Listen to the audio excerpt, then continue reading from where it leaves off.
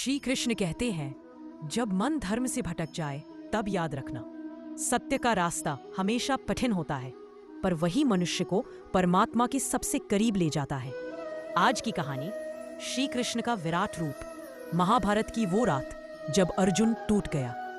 रात गहरी थी, कुरुक्षेत्र का मैदान शाम की लालिमा में नहाया हुआ, धरती पर पसरी धूल जैसे इतिहास की अनलिखी पंक्तियां, चारों ओर हथियारों की ठनक, घोड़ों की हल्की हिनहिनाहट और सैनिकों की उखड़ी सांसें, मानो हवा भी युद्ध की आहट सुनकर डर गई हो। लेकिन इन सब के बीच अर्जुन के रथ के सामने एक अजीब सी शांति थी। कृष्ण रथ पर बैठे थे, पर उनका चेहरा बता रहा था कि कुछ बहुत बड़ा होने वाला है। अर्जुन की नजरें जम गई, लेकिन दिल रो पड़ा। अर्जुन ने क्षितिज की ओर देखा। सामने खड़े थे भीष्म पितामह, जिनके चरणों को छूकर उन्होंने धनुर्विद्या सीखी थी। गुरु द्रोण, जिन्हें देखकर कभी वे बच्चे की तरह मुस्कुराया करते थे। कृपाचार्य, जिन्हें उन्होंने सदैव पारिवारिक बुजुर्ग की तरह माना था। और कौरव सेना के बीच युधिष्ठिर और भीम के सौतेले भाई, इनके अपने रक्त, अपने लोग। अर्जुन की सांस अटक गई। अचानक गांडीव उनके हाथों से ढीला पड़ गया, उंगलियां कांपने लगी। माधव, यह कैसा युद्ध है जहां चोट शरीर को नहीं आत्मा को लग रही है। कृष्ण शांत रहे, लेकिन उनकी आंखों में कुछ चमका, जैसे तूफान शुरू होने से पहले चमकने वाली पहली बिजली। अर्जुन घुटनों पर बैठ गए, उनकी आवाज भर्राकर फट पड़ी। मैं इन सब पर बाण कैसे उठाऊं कृष्ण? मेरे अपने हैं ये। रिश्तों की कब्र पर खड़ी विजय विजय नहीं होती। उनके शब्द सुनकर हवा तक थम गई। कृष्ण उतरकर उनके पास आए। उन्होंने अर्जुन के कंधे को पकड़ा और दृढ़ स्वर में बोले, अर्जुन सुनो, यह युद्ध तुम्हारे अहं का नहीं, यह युद्ध सत्य का है, धर्म का है, और धर्म के मार्ग पर अक्सर अकेले चलना पड़ता है। अर्जुन की आंखों में आंसू थे, सिर्फ दर्द के नहीं, असमंजस के भी। कृष्ण का वह वाक्य जिसने अर्जुन की धड़कन थाम दी। कृष्ण ने थोड़ा झुककर कहा, धर्म हमेशा आसान नहीं होता।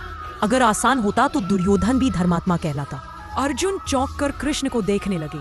कृष्ण आगे बोले, जब अधर्म हद से बढ़ जाता है तब उसके विरुद्ध उठी तलवार तलवार नहीं, भगवान का आदेश बन जाती है। अर्जुन की सांसें भारी हो गईं।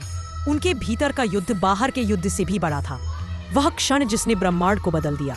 कृष्ण थोड़ी देर शांत रहे, फिर बोले, अर्जुन, यदि तुम धर्म को समझ नहीं पा रहे तो अब मैं तुम्हें दिखाता हूँ।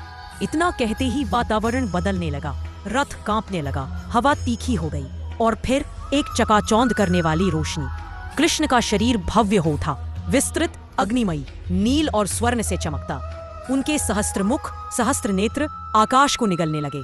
अर्जुन ने देखा, देवता उनके चरणों में झुके हैं, पर्वत उनके शरीर में धड़क रहे हैं, नदियां उनकी नसों में बह रही हैं, और समय उनके होठों पर मुस्कुरा रहा है।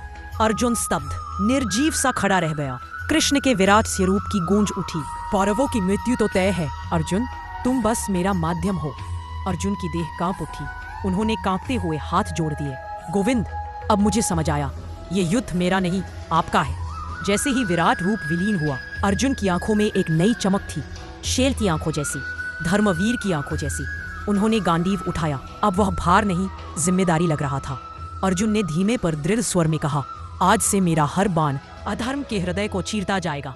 कृष्ण मुस्कुराए, रथ आगे बढ़ा, और उसी पल कुरुक्षेत्र की धरती ने इतिहास का सबसे महान युद्ध सांस रोककर देखना शुरू किया। अगर आपको हमारी स्टोरी वीडियो अच्छी लगी हो तो हमारे वीडियो को लाइक करें, चैनल को सब्सक्राइब करें और अपने फ्रेंड्स के साथ भी शेयर कीजिए, और कमेंट में बताइए कि कैसी लगी आपको ये स्टोरी। धन्यवाद।